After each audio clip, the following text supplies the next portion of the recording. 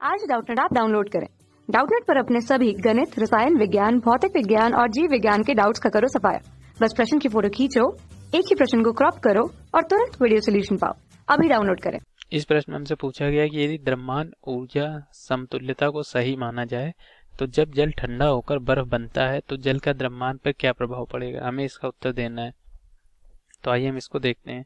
तो हमारी द्रव्यमान ऊर्जा समतुल्यता क्या है, वो हमारी होती है आइंस्टीन ने जो हमें समीकरण दिया था E बराबर mc²। तो इसका मतलब होता है कि हम m यहाँ पे हमारा जो होता है ये m हमारी E हमारी जो होती है ऊर्जा होती है। अब ये ऊर्जा हमारी ऊष्मा के रूप में होती है और ये हमारा जो m होता है ये हमारा द्रव्यमान होता है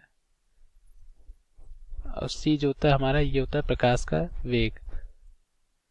तो इसमें ये समीकरण में ये बताता है कि यदि हम ऊर्जा को द्रव्यमान में और द्रव्यमान को ऊर्जा में परिवर्तित कर सकते हैं, तो अगर हम द्रव्यमान से ऊर्जा बना रहे हैं या ऊर्जा से द्रव्यमान बना रहे हैं, ये हमारे इस समीकरण से पता चल जाएगा। तो हमें इस प्रश्न में कहा गया मान लीजिए हमारे पास ये जल है। अब इस जल से हमें क्या बनाना है, बर्फ का टुकड़ा मान लीजिए ये बनाना है। ये हमारा बर्फ है। तो अब ये हमारे जल से बर्फ कैसे बनता है, इसको यहाँ पे आप लिख लीजिए। ये हमारा जल है, ये हमारा बर्फ है। जैसा कि हमसे प्रश्न में कहा गया जल से बर्फ बनाना है।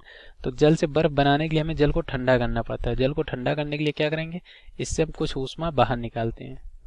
ऊष्मा बाहर निकालते हैं जल से, क्योंकि जब जल से ऊष्मा बाहर निकालेंगे तभी तो हमारा जो है जल का तापमान जो है कम होगा। और जब बहुत कम हो जाता है, 0 डिग्री पहुंच जाता है, उसके बाद जल हमारा जमना शुरू कर देता है और उसके बाद वो हमारा बर्फ बन जाता है। तो अब अगर हमें इस समीकरण को सही माने तो हम ये कर रहे हैं कि हम ऊष्मा जो है निकाल रहे हैं।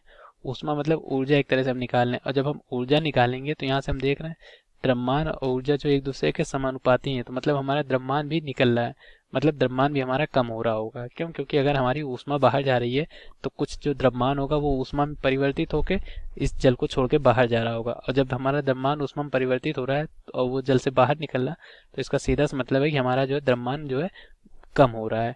तो हमारा जब जल ठंडा होकर बर्फ बनता है तो जल का द्रव्यमान क्या होगा, अगर हमारा यहाँ मान लीजिए जल का जो द्रव्यमान था वो हमारा m1 है और बर्फ का जो द्रव्यमान हुआ वो हमारा m2 हुआ, तो हम यहाँ से कह सकते हैं कि m1 हमारा जो है वो ज़्यादा रहा होगा m2 से, क्योंकि कुछ ऊर्जा जो है वो हमारी कुछ द्रव्यमान जो वो ऊर्जा के रूप में बाहर निकल गया। तो हमारे बर्फ का जो जल का जो द्रव्यमान होगा वो घटेगा। तो हमारा इसका सही उत्तर होगा उत्तर नंबर 3, हमारा द्रव्यमान घटेगा। यही हमारे इस प्रश्न का उत्तर था। धन्यवाद। कक्षा 6 से 12वीं से लेकर नीट, IIT, JEE वो एडवांस के लेवल तक 1 करोड़ से ज्यादा छात्रों का भरोसा। आज ही डाउनलोड करें डाउटनेट ऐप या व्हाट्सएप करें अपने सारे डाउट्स 8400 400 400 पर।